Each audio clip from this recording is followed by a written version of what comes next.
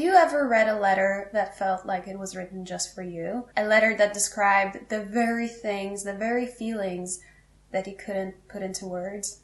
2 years ago, when I was really, really struggling with depression, I found this book. It put into words everything that I was feeling, and it helped me live. It wasn't just a book, it was a lifeline. This video has a paid partner, it's BetterHelp, and I'll talk about them later in the video. But first I want to talk about this book that nobody gave me, nobody recommended to me. It was just waiting for me on a shelf, and it made all the difference in my life. And today I want to share a piece of it with you because maybe it will become a lifeline for you or someone you love. Trigger warning, this video contains the topics of depression, suicide, and many different types of mental health issues. If you're ready to watch this video, please continue. If not, maybe save it to watch later or share it with someone that you think it will help. So 2 years ago, I was in the darkest depression of my entire life. You know, I had traumatic childhood. I lost my mom 5 years ago, but 2 years ago, right after I moved to the capital city and started film school, I was struggling to function. I couldn't wake up in the morning. I couldn't get out of bed. My financial situation was the worst it's ever been. And I just didn't see the point. I didn't see the point. And at that point 2 years ago, I was looking for anything. I was searching high and low for anything that would make sense because nobody was there for me physically. I was alone in my apartment all the time in a new city, and nothing was working. And when I say nothing was working for me, I say nothing. My therapy helped me a lot, but it was just once a week. And at that time, I just had one therapist, and I was so miserable. I didn't hang out with friends. I was not socializing. Journaling, I was just writing how sad I was and how angry I was and how I didn't want to continue. Meditation, forget about it. I couldn't focus. Breathwork, the same thing. Exercise, that just stopped being a part of my life.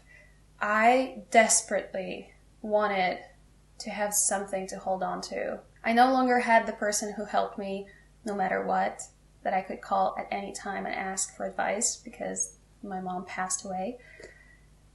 I just didn't know what to do. And at that time, I was working with someone who had just written a book. I was helping them with social media. We went to this publishing house here in Warsaw, and I was touring the publishing house. We were talking about the terms and agreements and contracts. And at the end of the tour, we stopped by a shelf with free books to take with you. And I saw a few books that I wanted to take, and this was one of them. I felt like the universe put this book on this shelf, and it's the recovery letters addressed to people experiencing depression, edited by James Withey and Olivia Sagan. I hope I'm pronouncing your names correctly, guys. You saved my life. And every single person who wrote a letter that is in this book has saved my life. So I took this book with me, thinking that maybe it will help my friends when they come over and if they're struggling. But also I felt I had this deep, deep understanding that probably, first of all, it will help me. When I came home, I put it away and I opened it, I think only a month later, when I was at my wit's end. Not that I hadn't been already, but I was like putting this medicine away, thinking that I don't know if it's going to help me. It's not a self-help book. It's a collection of voices, just like mine and like yours. It's a collection of letters written by people who have experienced depression of varying kinds, resulting from different things, but all of them are united by the same feeling.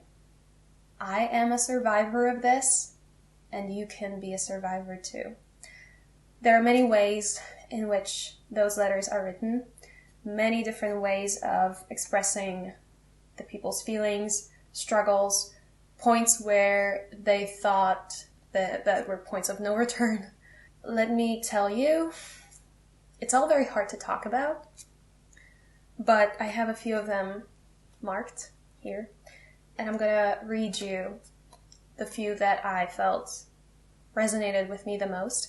However, there are so many beautiful letters that maybe I just didn't have a chance to read yet, because the way I read books that are collections is just I open on random pages, and this is a page that I marked, and I read it because I think that if I open on a random page, that means that that page was meant for me to open it on.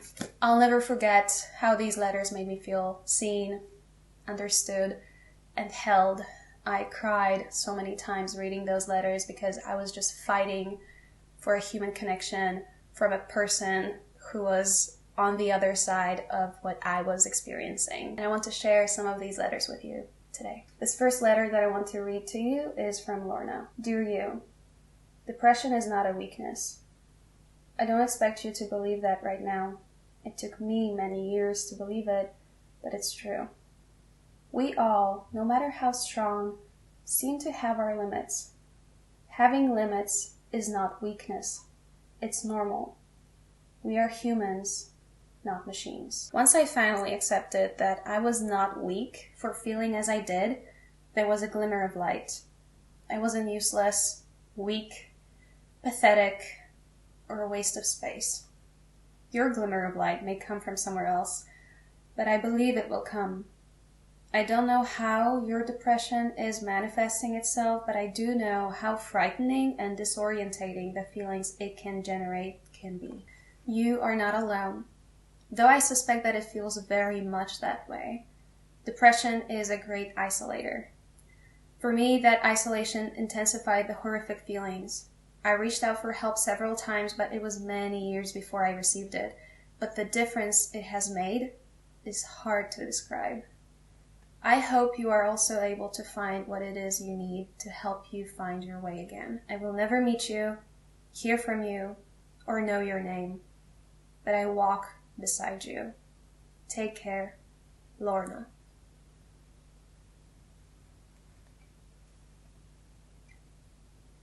The ending and this type of addressing the reader of these letters is what helped me hang in there.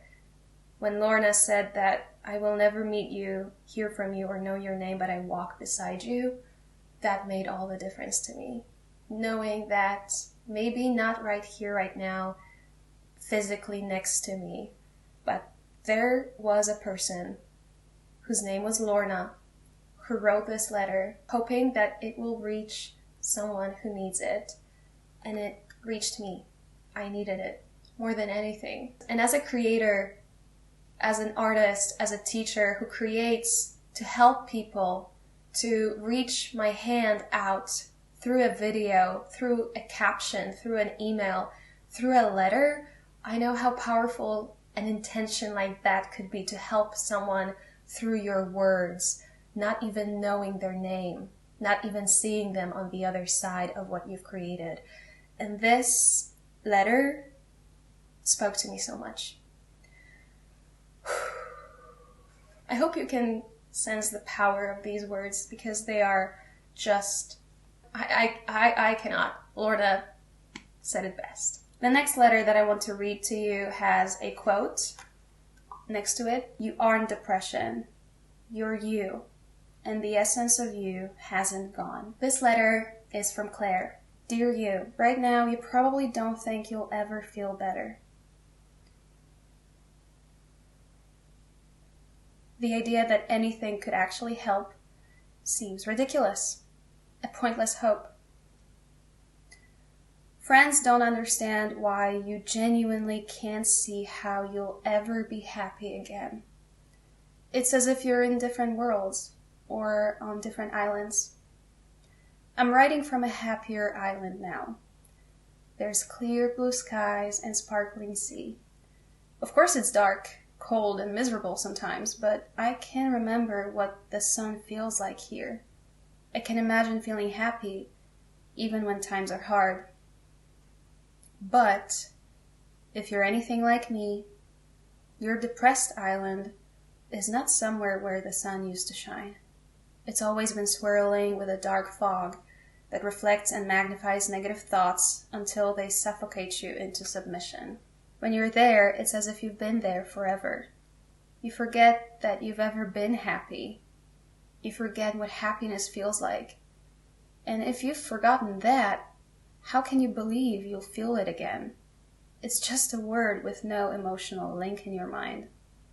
It's hard to trust in something you can't feel. Trusting that there are things out there that will help, that you'll feel better in ways you can't imagine now, is enormously hard. That's why you need messages from the sunnier island. Postcards to tell you that somehow you'll find yourself back there again. Letters to remind you of what helps.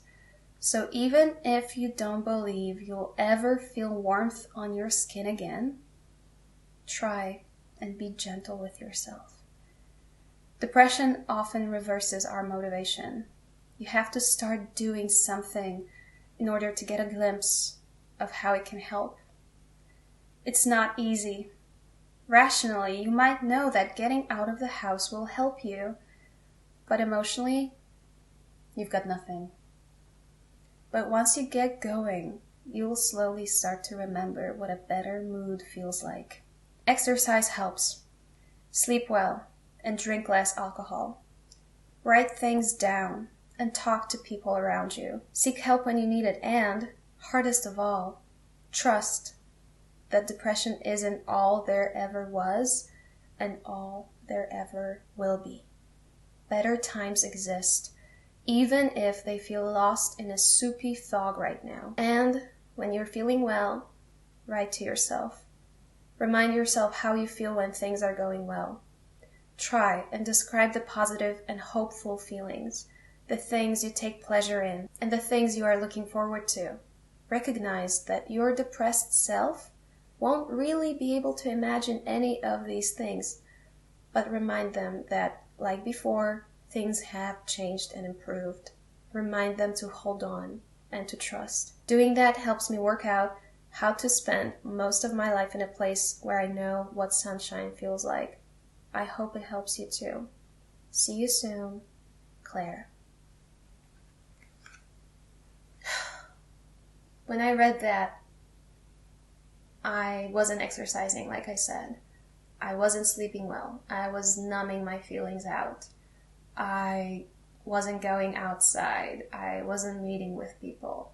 And reading those letters, especially this one by Clare, was like a manual from a person that I trusted, that understands how hard it is to do those things that she talks about, how hard it is to get out of bed, to eat something, to take a shower, to talk to anyone, to ask for help.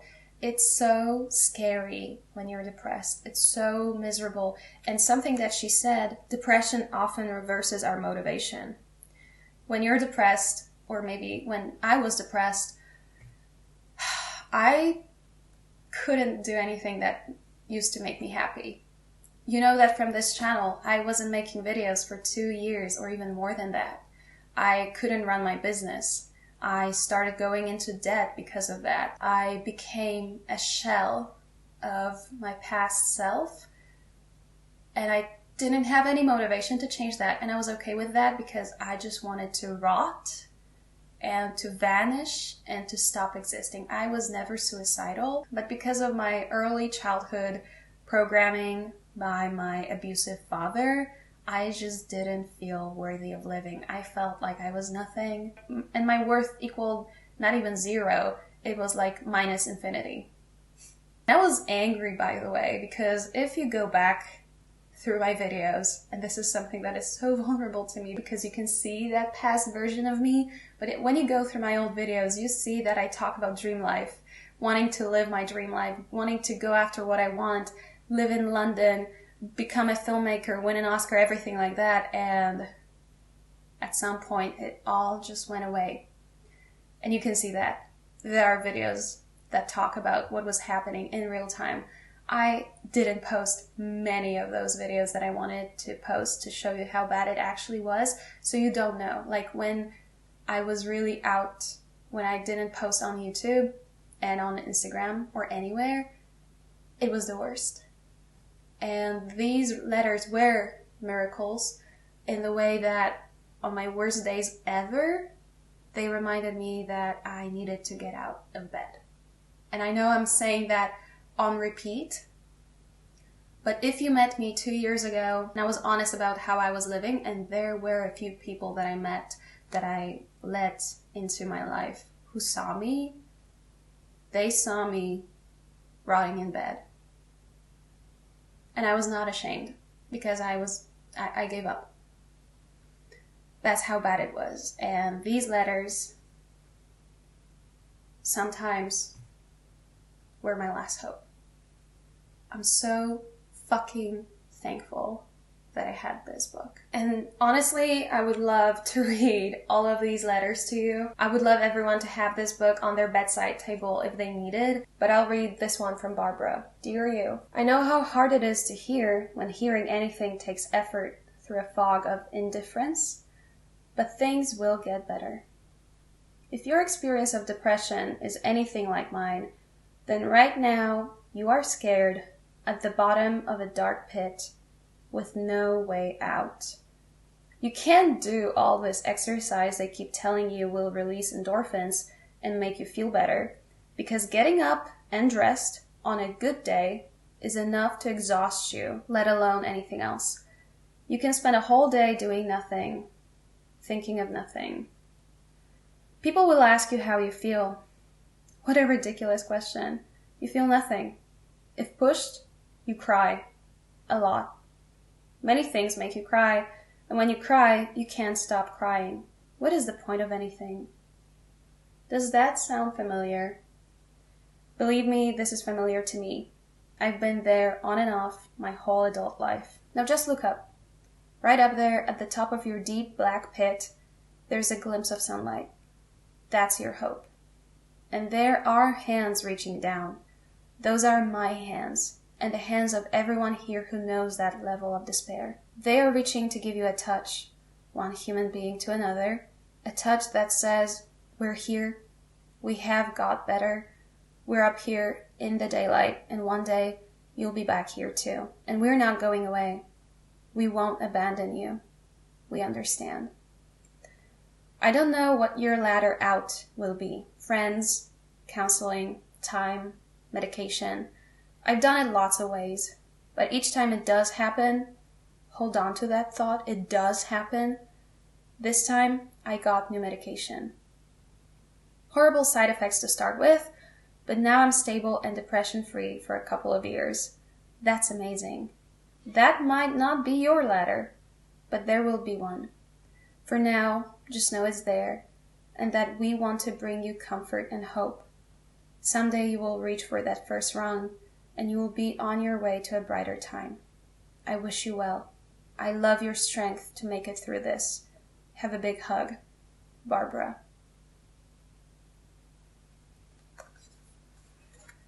Barbara's letter talks about something that is crucial, and I mentioned that I had been in therapy all this time. Now, like Barbara said, sometimes therapy may not be enough. You need friends, you need people who love you, you need time more than anything. Sometimes you may need medication. But for me, therapy has always been my lifeline. What these letters also show is that reaching out, whether through writing, talking, or finding a therapist, is a way to take back a little control. And that's why I'm so grateful that BetterHelp is the paid partner of this video. BetterHelp is a platform that connects you to a credentialed therapist from the comfort of your own home. The BetterHelp platform is a place where you can communicate with your therapist effectively and easily, and you can do so by choosing your preferred way of communication via chat, phone call, or video calls. All of these options are always available. You can have one-on-one therapy, and you can have group sessions that will facilitate your healing process. And this is something that I talked about in my previous videos, group therapy. I never attended group therapy before I joined BetterHelp, and it changed my life. And I cannot tell you, I cannot show you through this video, I hope you can feel this energy, how group therapy helped me. I've been in therapy, one-on-one therapy, for 5 years, and since discovering group therapy a few months ago, I became a changed human being. I joined different group sessions until I found my home group. And that says a lot about me because that group is surviving trauma and telling your story on your own terms. It's a group that I never knew I would find. This is the first time in my entire life that I feel fully seen and fully heard in a group of people. That never happened in school environments, family environments, friend groups, like never. This is a place where when I showed up there, I shared my story, not all at once, but piece by piece, week by week, and seeing familiar faces of people who came back every week and also new faces of people like me who joined for the first time at some point made all the difference in my healing. I am a trauma survivor. My trauma has contributed to my depression. And I remember 2 years ago when I found this book, if I had group therapy, a way to join some group therapy, because here in Poland and maybe in the country where you live, there are no group therapies offered, or maybe there are very, very few. Here in Poland, we don't have that regular, easy access. And with BetterHelp, it's easier than ever before to connect to people who either have gone through what you've gone through, who are going through it right now, who just want support, who just want to listen, who just want to be there, understood by others without having to say a word. I swear by therapy, and you know that by now, but I also swear by group therapy if it's led right. And on BetterHelp, you can find different types of group therapies, so you will definitely find a group that will accommodate you when it comes to your mental health. Starting therapy is super easy with BetterHelp. Just fill out a questionnaire, and usually within a few days you will be matched to a therapist. They carefully make sure that therapists on the platform are well qualified, and customer support is also there to provide you with the help that you need. If you're struggling and think you would benefit from a therapy session, go to the link in the description box below. It's also on the screen right now, or go to betterhelp.com/Laura Maliszewska to get 10% off your first month of therapy. Thank you so much to BetterHelp for improving my life and for being the paid partner of this video. And before you go, I highly encourage you to Google that book, to find that book somewhere and to have it in your life. Even reading through the introduction of James Withey and Olivia Sagan, the editors, is life-changing. I'll just read you what's on the back. In 2012, the Recovery Letters was launched to host a series of letters online written by people recovering from depression, addressed to those currently affected. Now compiled for the first time into an anthology for people living with depression, these inspirational and heartfelt letters based on first-hand experiences offer hope and support and are testament that recovery is possible. James Withey is a former counselor who speaks and writes publicly about his own experiences with depression and is an advocate for increased awareness and recovery. Olivia Sagan is head of psychology and sociology at Queen Margaret University, Edinburgh. She is a counselor, chartered psychologist, and author. Olivia, James, thank you so much for putting this together. If you're watching this video, I owe you big one. I owe you my life. Thank you will never be enough, but thank you from the bottom of my heart. And to you guys, if you have any questions about the book or anything, or you have stories that you would like to share in a respectful manner, please do so in the comments. And if you want to reach out, just comment down below. I'll be there, reading, witnessing your stories, and always offering you a virtual hug. So if you want to come to me, come.